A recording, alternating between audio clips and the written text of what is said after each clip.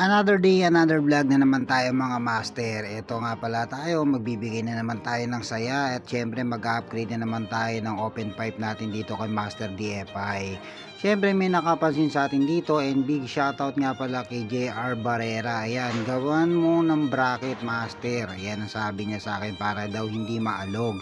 So ito na nga ang gagawin natin, ipapakita natin kung paano natin minodify at naglagay tayo ng isang magandang bracket. Bali mga master, ito nga pala yung pinaka-elbow natin, titanium ang ginamit natin dito. Kasi canister lang ng coal ang binili natin.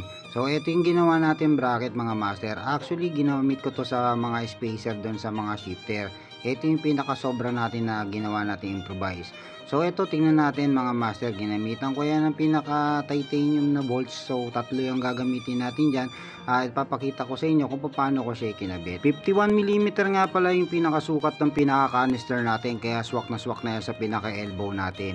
Ngayon kung mapapansin ninyo, yung ginamit kong pinaka bracket natin dyan, CNC yan, bali ginawan ko siya ng pinaka kurba. Yung kung mapapansin nyo sa video natin dyan, ina-align ko lang siya.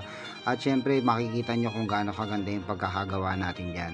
At syempre may design na rin yan kahit pa paano, kasi naka-titanium na bolts din tayo dyan. Sinimplihan ko na nga lang pala mga master tong pinaka ginawa kong bracket. Pero yun nga lang, makikita ninyo pagka nailagay ko lahat ng dapat mailagay dyan, lalo na pag nakapix na yan, makikita ninyo sa malayo at sa malapitan na goods ang pagkakagawa natin dyan mga master. Bali 3 bolts na titanium yan at syempre hindi pa rin makakalimutan yung footrest natin dahil pinande-daily natin yan mga master. So yun mga master, that's it. Ito napakatibay na ng bracket na ginawa natin yan. 3 bolt ba naman na titanium ang ginamit natin yan, hindi pa ba naman titibay yan. Pero ito nga pala, isang montage muna tayo mga master, sana nagustuhan nyo.